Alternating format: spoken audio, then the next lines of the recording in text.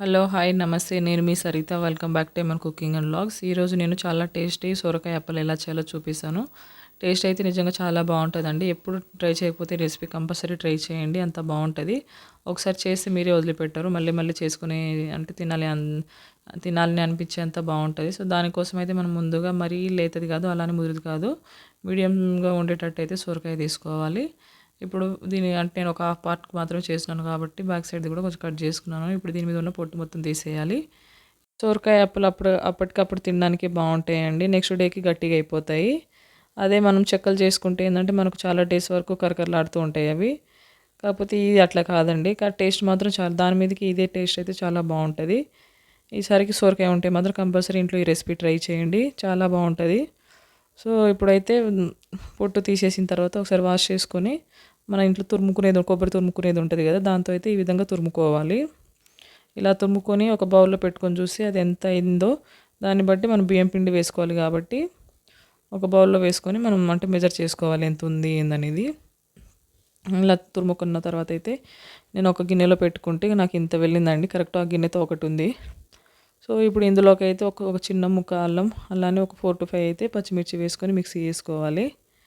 ఇలా చేసుకొని పక్కన పెట్టేసిన తర్వాత ఇప్పుడు ముందుగా సన్నగా కట్ చేసి పెట్టుకున్న ఆనియన్స్, అలానే ఇప్పుడు కొంచెం కొత్తిమీర, కరివేపాకు, ముందుగా పేస్ట్ చేసుకున్న అల్లం, పచ్చిమిర్చి ముద్ద, అలానే కొంచెం జీలకర్ర, నువ్వులు, సాల్టు అన్నీ వేసుకొని బాగా కలుపుకోవాలి. మీకు కావాలంటే పల్లీలు లైట్‌గా వేయించుకొని కూడా కచ్చా దంచుకొని వేసుకుంటే కూడా చాలా టేస్ట్ ఉంటదండి. ఇప్పుడు 1 కప్పు తురుముకైతే 1 కప్ బియ్యం పిండి కరెక్ట్‌గా సరిపోతుంది. ఒకవేళ మీకు కొంచెం లూజ్ ఏమైనా అనిపిస్తే మాత్రం కొంచెం అంటే పిండి ఎక్కువ వేసుకోండి. ఒకవేళ అదే గట్టిగా అనిపిస్తే లైట్‌గా వాటర్ చల్లుకోండి అంతే. ఇలా చల్లుకున్న తర్వాత అయితే ఇలా మొత్తం ఒకసారి బాగా కలుపుకోవాలి. ఇలా కలిపేసి పక్కన పెట్టేయాలండి. ఆలోపు ఆయిల్ పెట్టేసి హీట్ అవుతూ ఉంటది. ఇప్పుడు ఏం చేయాలంటే ఒక చిన్న పిండి ముద్ద తీసుకొని మన ఇంట్లో పూరి ప్రెషర్ ఉంటది కదా! దాని మీదకైతే ఒక ప్లాస్టిక్ కవర్ గానీ, లేకపోతే ఆయిల్ కవర్ ఉంటది కదా! రెండిట్లో ఏదైనా పెట్టుకోవచ్చు. మీ దగ్గర ఏది ఉంటే అది పెట్టుకోండి. ఇలా పెట్టుకొని దీనికైతే లైట్‌గా ఆయిల్ అప్లై చేసుకోవాలి. చేసుకున్న తర్వాత ఈ ముద్ద ఇట్లా పెట్టేసి ఇప్పుడు లైట్‌గా ప్రెస్ చేసుకోవాలి. ఎక్కువ చేసినా కూడా పల్చగా అయిపోయి అసలు రాదండి, ఊడదది. కాబట్టి లైట్‌గానే ప్రెస్ చేసుకోవాలి. ఈ విధంగా ప్రెస్ చేసుకొని చూస్తే ఒకవేళ మీకు అంటే ఊడదు మరి పల్చగా అయిందనిపిస్తే మాత్రం ఒకసారి తీసేసి మళ్ళీ చేయండి. మళ్ళీ చేసి అంటే మరీ ఇది పల్చగా రాదండి, కొంచెం థిక్‌గానే వస్తది. సో, ఇలా చేసుకున్న తర్వాత ఇప్పుడు ముందుగా అంటే వేడవుతున్న నూనెలోకి అయితే మీడియం ఫ్లేమ్‌లో పెట్టుకొని ఇప్పుడు ఇవి వేసుకోవాలి. ఇవి వేసుకొని మీడియం ఫ్లేమ్‌లో పెట్టుకొని వేయించుకోవాలండి, ఫ్రై చేసుకోవాలి. ఇదే విధంగా మిగతావన్నీ చేసుకోవాలి. టేస్ట్ అయితే నిజంగా చాలా బావుంటుందండి. ఎప్పుడు ట్రై చేయకపోతే మాత్రం కంపల్సరీ రెసిపీ ట్రై చేయండి.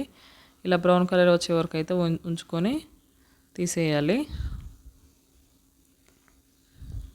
ఇప్పుడు అదే ప్రాసెస్‌లో అన్నీ చేసేయాలండి. ఒకవేళ మీకు అంటే పూరి ప్రెషర్ లేకపోతే మాత్రం ఇలా అంటే మనం ఫింగర్స్‌తో కూడా చేసేయవచ్చు. మరీ పల్చగా కాకుండా కొంచెం థిక్‌గా చేసుకోవాలండి. అప్పుడే మనకు తీసేటప్పుడు కూడా ఈజీగా వస్తది. ఇదే ప్రాసెస్‌లో మనకు పూరి ప్రెషర్ లేకున్నా కూడా మనం చేత్తో చేసుకోవచ్చు. తర్వాత ఇప్పుడు ఇలా ఆయిల్‌లో డీప్ ఫ్రై చేసుకుంటే అయిపోతుంది. సో, నిజంగా చెప్తున్నా టేస్ట్ అయితే చాలా బావుంటాయి. మనం ఇలా చేసి పెడతామో లేదో పిల్లలైతే చాలా ఇష్టంగా తింటారు. అంత బావుంటాయి. కాకపోతే మీరు గుర్తుపెట్టుకునేది ఏంటంటే చేసేటప్పుడు వన్ డే అంటే అదే రోజు క్రిస్పీగా ఉండి బావుంటాయండి. నెక్స్ట్ డేకి అంత బాగుండవు, గట్టిగా అయిపోతాయి.